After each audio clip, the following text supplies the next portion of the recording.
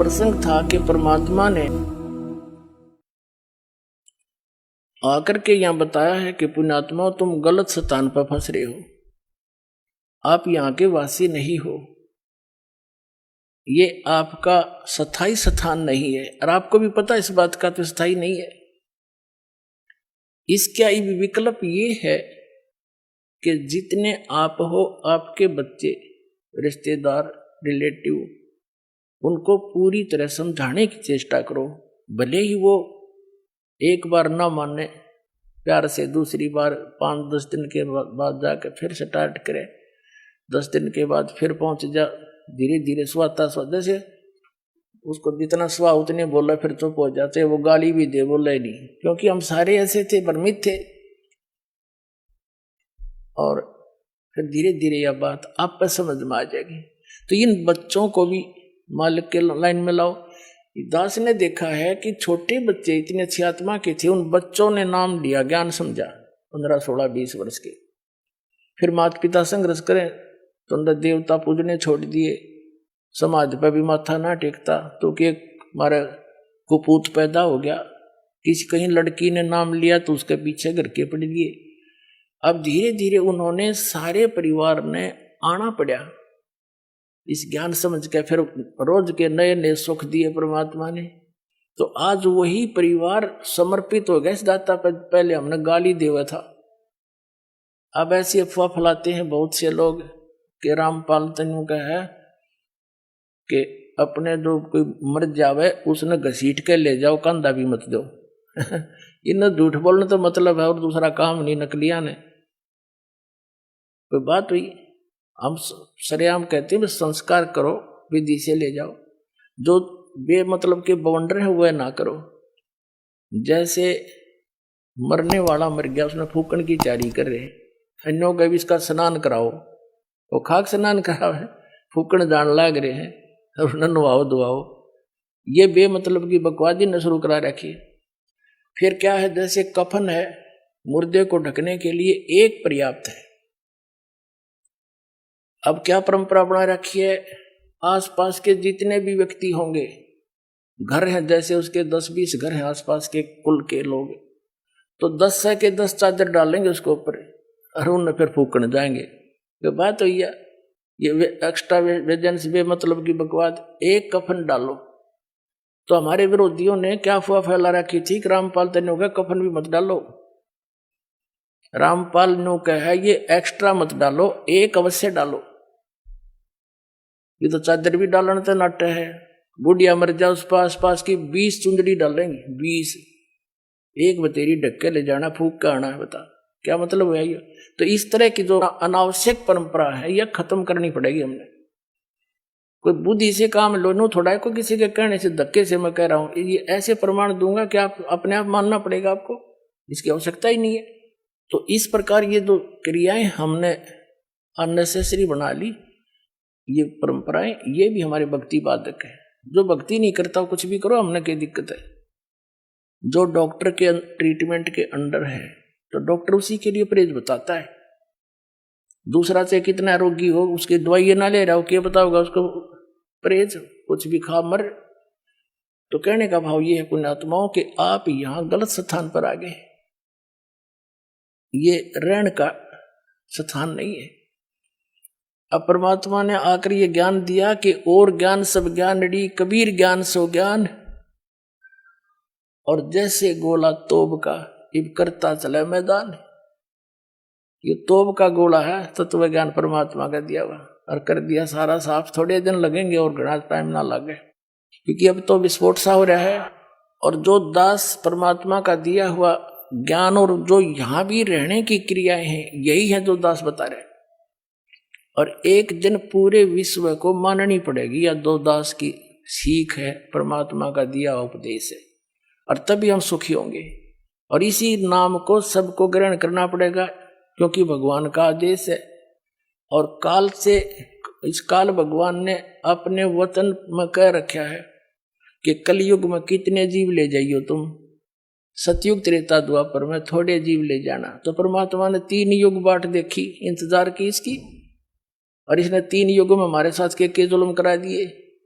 हमें कितने मजहब बना दिए, नारी नारी भाषा बना दी, 100-200 किलोमीटर के बाद जाकर भाषा बदल जाती है। बता किस किस ने समझावे। अब इदास नहीं हिंदी आती है और कोई मराठी जानता है, ये मराठी में क्यों कर समझाऊं उसने हैं, और दूसरी भाषा में कैसे समझाया जाए। तो ऐसा जुल्म कर दिया इसने हमारे साथ कि एक का क्षेत्र में आया संत वहीं कर करा के अपना जीवन नष्ट चला जाओ, दूसरा समझे नहीं इसकी बात नहीं। तो अब परमात्मा ने दया बख्शी है, ये ज्ञान ऐसा है और सभी भाषाओं के बच्चे इसे परिचित हो गए। अब वो अपनी अपनी लैंग्वेज में इनको बना के तत्व ज्ञान को छपवा रहा है और अपने बहन भाइयों को वहां बांट रहा है। तो परमात्मा ने ये मीडिया बना दिया। इसके अंदर भी एक बताते हैं कैसा सॉफ्टवेयर बनने वाला है, कुछ बन भी गया है कि वो किसी भी भाषा का हो, सभी भाषाओं में वो उसको कन्वर्ट कर देता है। दया भी दया परमात्मा ने करी आपके ऊपर।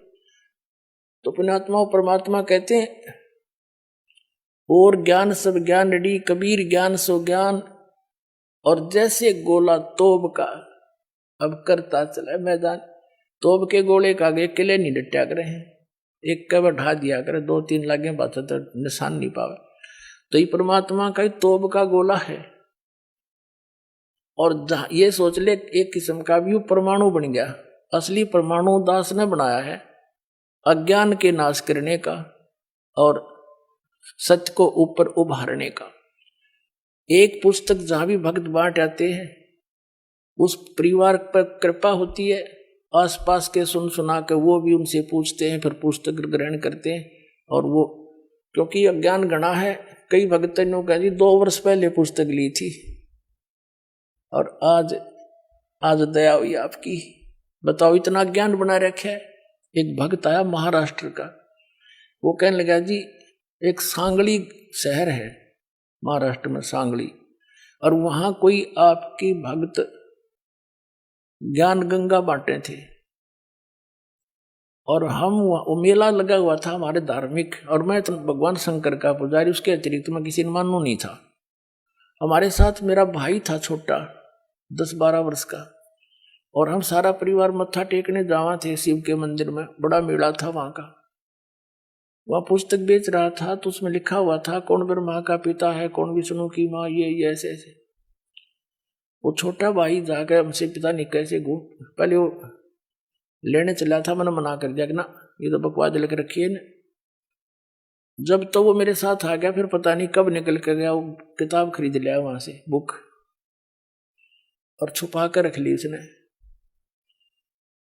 जब मैं गाड़ी से उतरने लगा तब देखा मैंने वो पुस्तक ले रहा हुआ हाथ में, उसे मैंने छीन ली और मेज पर उल्टी रख दी कि इसके दर्शन भी नहीं करूं।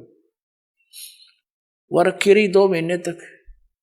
एक बार मेरा कुछ ऐसी टेंशन बनी, कुछ ऐसे सर्कमस्टांस बन गए, मेरा सिर पाटन हो गया, घनी टेंशन हो रही किसी बात की, और मैं बाहर बैठ गया चेयर लेके। थोड़ी देर में ध्यान आया, पुस्तक दिखी वो रखी रखाई। मैंने सोचा इसने देखता क्या है, मैं लगा उस पुस्तक को पढ़ने। वो मेरी तो टेंशन मन भी आज भी कोई ना कचकित गई, और 3 दिन कंटिन्यूस पढ़ी। अरे सह परिवार लेकर आ गया परमात्मा का बच्चा, सारे परिवार को।